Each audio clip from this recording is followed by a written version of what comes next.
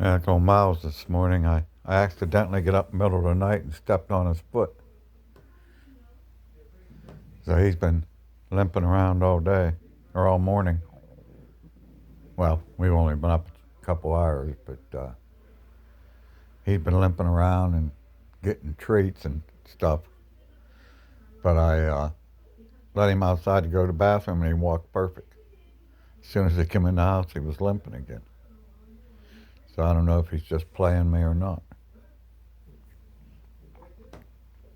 Probably. He's already had two treats there, and uh, a hot dog, and he knows I'm talking about him.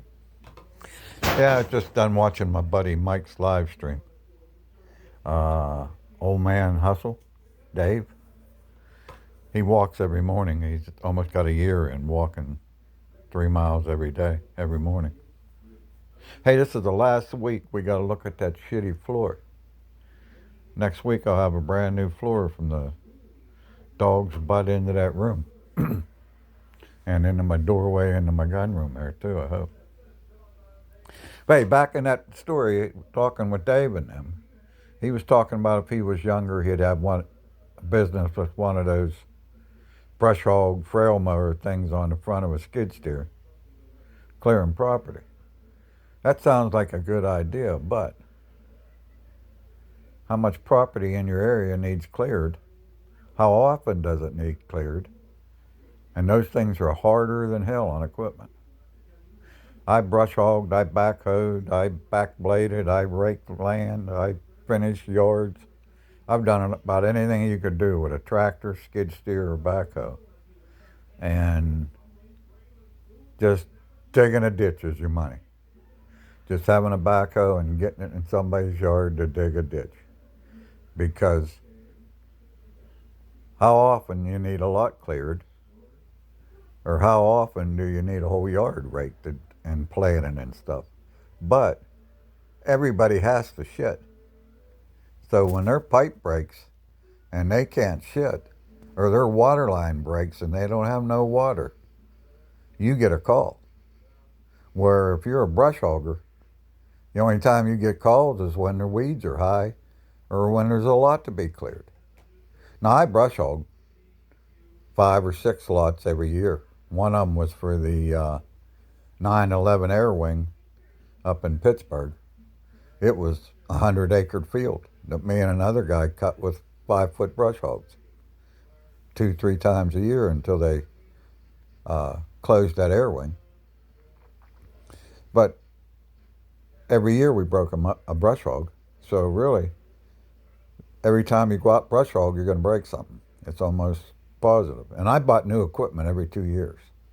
I wasn't one of them guys that ran a backhoe all day and then went home and worked on it all night. Every 2 years I had a brand new backhoe, no matter if I needed one or not. I didn't even grease my backhoes. You grease them, you get grease all over you all the time. I was like, fuck it, just buy a new one every 2 years. You don't have to grease them. Everybody laughed at me, but I made bunches of money. I mean, bunches of money. And if everybody around you with backhoe services is charging $700-800 a day, $900 a day, or bid jobs at thousands of dollars, all you got to do is undercut them a couple $100, and you got the job. And hell, once people got to know me around here that had construction companies, they would call me and hire me to do their small jobs, where they made money, I made money, and the customer was happy, and the job got done. There are so many ways to make money with a tractor, backhoe. If I had it all to start over again, I would go straight into backhoes. I wouldn't even piss around. I spent 16 years as a repairman in a glass factory, 16 years on my road department, 7 years in construction, putting in guardrails and fabricating sewer pipes for underneath mall parking lots and stuff.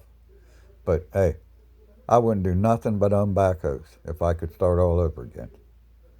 And I'd have twice as many guns as I do now, probably. And all my other junk. I never advertised once in my life. I never advertised, and I had 2 or 3 jobs to go to every day. And sometimes I do 2 or 3 jobs in a day and make a couple thousand. I made up to $6,000 a day many a times. Clear profit in the end, you know. Backhoe's the way to go, man. That's my story. I'm sticking to it. Everybody have a good day. I'm going to let him. Miles here, look, he's holding his foot up like he's really hurt. I'm going to have to keep an eye on him. I don't know if he's faking or not. He got a spot, and I don't know why he lays there. You can see on that rug. See that?